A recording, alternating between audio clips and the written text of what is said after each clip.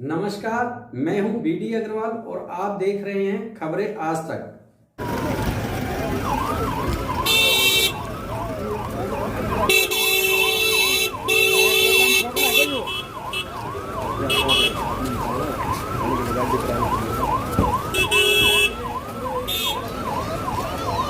जोरदार तालियां पूनम यादव जी के लिए। हम इन्हें और पार्षदों को बहुत भारी मतों से आपके आशीर्वाद से जिता करके नगर परिषद के अंदर बैठाएंगे और नगर परिषद में आज तक जो भ्रष्टाचार रहा उस भ्रष्टाचार को हम दूर भगाएंगे।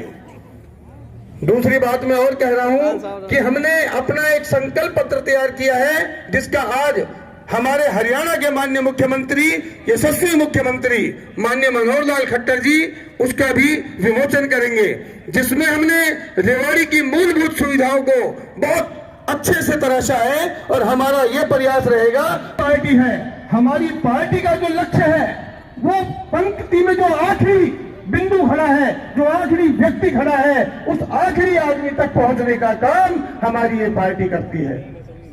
मैं एक ही बात कहूंगा आपसे कि कहते हैं जी कुछ कर गुजरने के लिए मौसम नहीं मन चाहिए, साधन सभी जुट जाएंगे, बस संकल्प का धन चाहिए। मैं चाहूंगा कि आप सब ये संकल्प करें। यहाँ पर जो भी लोग आए हैं, एक एक आदमी 100 पर भारी है।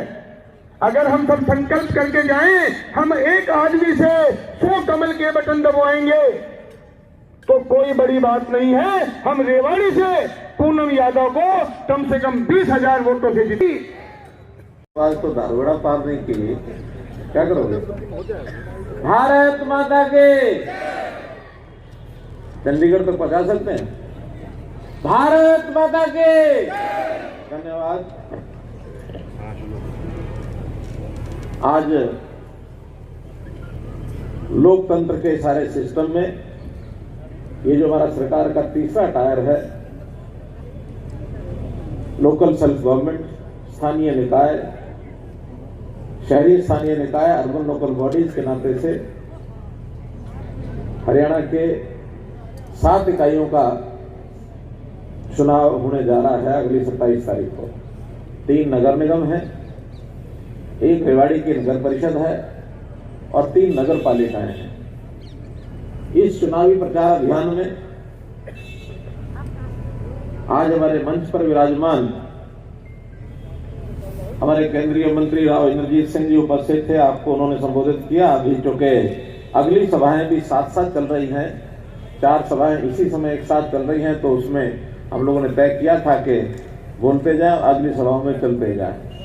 रामविलास जी बोल के अगली सभा में गए हैं, राव साहब गए हैं, हमारे सरदार निशान सिंह जी भी चले गए, वहीं गए हैं। अब पीछे पीछे मैं भी जाऊंगा, फिर आगे बढ़ते जाएंगे तो 4 सभाएं शाम को 7 बजे तक पूरी हो जाएंगी। तो इस नाते से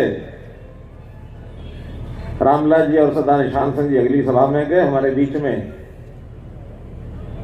जननायक जनता पार्टी के राष्ट्रीय उपाध्यक्ष डॉक्टर के सी बांगर जी हैं।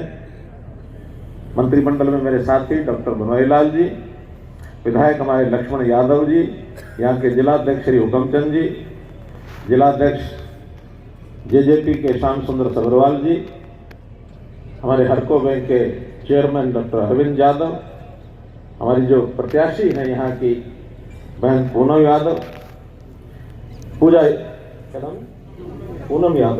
पूनम यादव, भाई रत्नेश बंसल जी, श्री महावीर यादव जी, अजीत सिंह जी कलवाड़ी, उपस्थित सभी हमारे अधिकारीगण, नेतागण, नौजवान साथियों, बुजुर्गों, माताओं, बहनों, पत्रकार सहायकार मित्रों, ये जैसा बताया कि चुनाव भले ही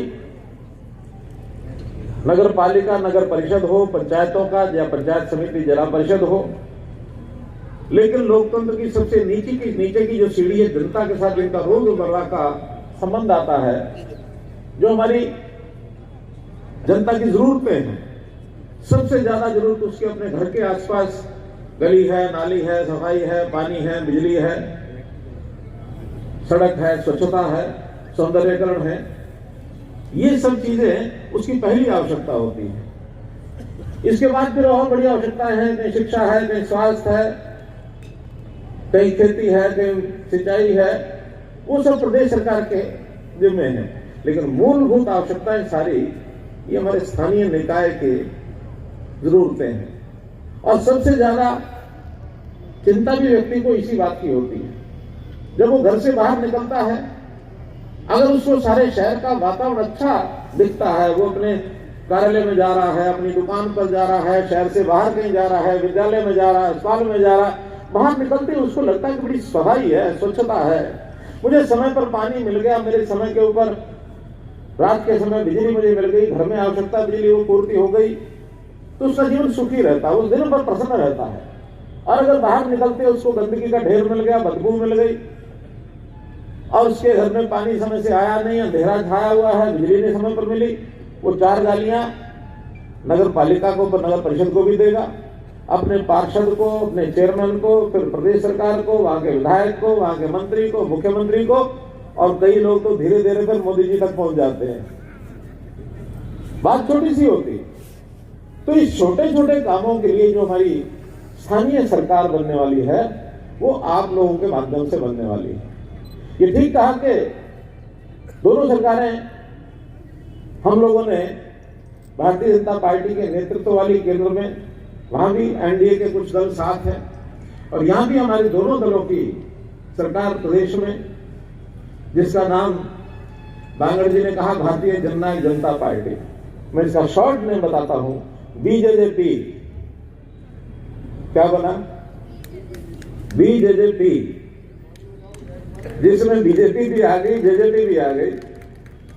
तो ये बीजेजेपी के जो कैंडिडेट हैं हमारे, साझा मिलकर के चुनाव लड़ रहे थे। यहां हमने मोटा बंटवारा किया है रेवाड़ी जिले में कि नगर पालिका जो हमारी धारूड़ा की है, वो पूरी हमने जननायक जनता पार्टी को दे दी, और शायद रेवाड़ी सारे बीजेपी के लड़ रहे हैं, ऐसे ही ना।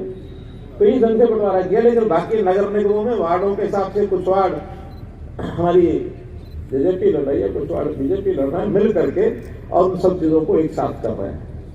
लेकिन वोटर तो सब जगह सब पार्टियों के हैं, तो हमने मिल करके एकजुट होकर के इस चुनाव को जीत करके, और एक संदेश देना है कि हमारा जो विचार है, आज की जो व्यवस्था है केंद्र सरकार की, प्रदेश सरकार की, जिस विचार को लेकर के चल रहे हैं, हमारा मत उनके साथ है। क्योंकि बहुत छोटी छोटी बातें भी काउंट करती हैं। कांग्रेस के समय में जो भ्रष्टाचार का बोलबाला रहा, चाहे वो केंद्र के नाते से केंद्र सरकार जिनकी चिंता कर रही है कि कांग्रेस के टाइम के ऊपर बड़े बड़े भ्रष्टाचार, उनकी सरकार के समय लोग कहते हैं आकाश बेच खाया, पाताल बेच खाया, जमीन बेच खाई। 2G 3G का घोटाला वो आकाश का था, कोयला घोटाला वो जमीन के अंदर का था, और जमीनों के घोटाले ये धरातल पर थे। इस प्रकार के बड़े बड़े घोटाले उन्होंने किए। और वहीं लोकल सेल्फ गवर्नमेंट में नीचे नगर पालिकाओं के, पंचायतों के, ये भी बहुत बड़े भ्रष्टाचार के कारण हर छोटी बड़ी बात में, और वो कांग्रेस के ही बड़े नेता मान के गए हैं। एक पूर्व प्रधानमंत्री कांग्रेस के नेता स्वर्गीय राजीव गांधी जी ने एक बार कहा कि हम ऊपर से जब 1 रुपया भेजते हैं तो हमारी इंफॉर्मेशन ये है कि नीचे जाते जाते वो 15 पैसे रह जाते हैं। हम उनसे पूछना चाहते हैं कि आपकी सरकार केंद्र में भी, प्रदेशों में भी नीचे भी आती होते थे, तो आखिर 1 रुपया भेजते थे, 15 पैसे कैसे रह जाते थे? कोई जवाब नहीं था उनके पास। आज हमने उन चीजों की चेकिंग की है, उसके ऊपर लगाम लगाई है, और हमने केंद्र हो चाहे प्रदेश हो चाहे स्थानीय निकाय हो, भ्रष्टाचार को कैसे खत्म करने का लक्ष्य है। लेकिन मेरा दावा नहीं कि सब खत्म हो गया, कम जरूर हो गया है। सहयोग लिया है। आज पैसा ऊपर से अगर भेजा जाता तो किसी के हाथ में हम चेक नहीं पकड़ाते, कैश नहीं पकड़ाते। ओल्ड एज पेंशन सब कैश में बढ़ती थी पहले। हमारे सरपंच, हमारे पार्षद ये बांटा करते थे। 4-6 लोग जिनकी मृत्यु हो जाती थी, उनके कैश उनका वहां से तो ले आते थे, मृत्यु हो गई, बुजुर्ग के पास पहुंचती नहीं थी, जेब में डाल करके खाना पूर्ति करते थे। ये हमने अपनी आंखों देखा है। लेकिन आज हर किसी के खाते में डायरेक्ट डीबीटी वहां से आती है, चाहे वो पेंशन हो, चाहे वो राशन का पैसा हो। बहुत जगह पर यहाँ तो राशन मिलता है, कुछ जगह पर राशन की सब्सिडी मिलती है, यहाँ गैस की सब्सिडी मिलने लग गई है। गैस की सब्सिडी हमारे खाते में आती है, किसानों को जो पैसा आता है उनके खाते में जाता है, हर व्यक्ति के, हर परिवार के जो सुविधाएं सरकार ने दी हैं उनके डायरेक्ट खातों में जाती है, बीच में कोई कट नहीं मार सकता है। आज टेंडर भी होते हैं तो ई टेंडर होते हैं, गांव में भी हमने ई पंचायतें खड़ी कर दी हैं, नगरों में, नगर पालिकाओं में भी हमने ई पंचायत, ई टेंडरिंग शुरू कर दी है, ताकि ट्रांसपेरेंट, पारदर्शी तरीका हो। इसका लाभ सीधा जनता को होता है। एक काम पहले 15 रुपए यानी 100 रुपए की बजाय 15 रुपए में होता था, आज उस 100 रुपए में 6 गुना काम हो जाता है, 6.5 गुना, 7 गुना। तो इसलिए उसी पैसे से 7 गुना काम होता है, जिसमें से पैसे की बचत होती, काम ज्यादा होता है। आज विकास के नाते से किसी भी इकाई में कोई कमी नहीं है। हमारे नीचे की इकाइयों के, चाहे वो पंच सरपंच हो, चाहे नगर पालिकाओं के होंगे, ये सरकार पैसा कहां से ला रही है? इतना पैसा भेज देती है। अभी जिला परिषदों का पिछले 1 महीने पहले 7 करोड़ से 20 करोड़ रुपए अलग अलग जिला परिषदों को चला गया। नगर पालिकाओं में भी कम नहीं आता है।